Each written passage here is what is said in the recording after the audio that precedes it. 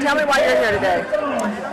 Well, I'm here because I just consider myself really part of this movement. I first ran for Congress when Ronald Reagan was still in the White House. I was unsuccessful, but I believed in the principles of the Reagan Revolution, and ideas of limited government. And by the time I got to Washington in 2000, a lot of those ideas had fallen out of favor, even in my own party.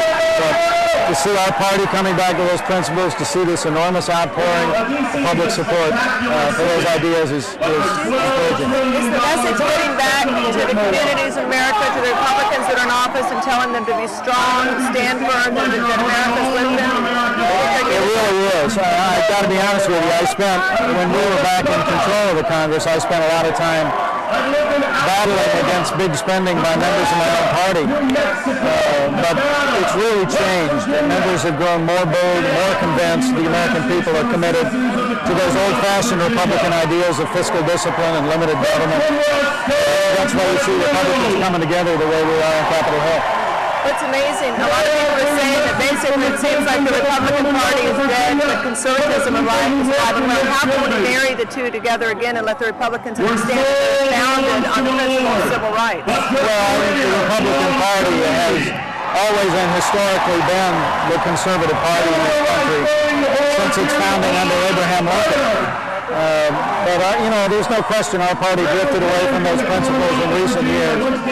I don't think it's going to be about the party changing. I think the American people are going to change the Republican Party back to being the conservative party by supporting men and women who fight for conservative values and electing more men and women who agree with them. One of the biggest discussions everyone, of course, is having in the world today, in the country today, is about the health care bill. When the president was talking, it's like he was playing a shell game. Everyone was thinking he was talking about H.R. 3200, but he obviously wasn't. Which one is the Republican Party talking about? Which one is your group talking about that we can get behind, whether it's the one that we've heard of or not?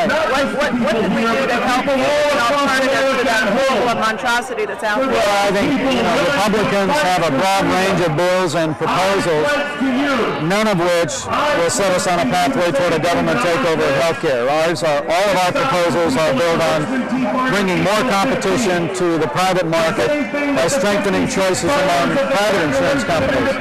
Their solution is ultimately a government-run insurance plan that would lead to a government takeover. So we've got lots of iterations of that, lots of recommendations, but I think it's a core difference in visions, and the American people get that. So when they say that the Republicans have not provided any alternative, that's basically a lie, right? Well, there's a broad range of Republican alternatives that have been introduced into law and in the form of amendments. And we'll continue to fight for those things. The American people know better, and when the time comes, it'll be clear that Republicans have the kind of solutions grounded in economic freedom that'll really bring us the health care reform we need. Is there a place where they can read these bills or these amendments? GOP.gov.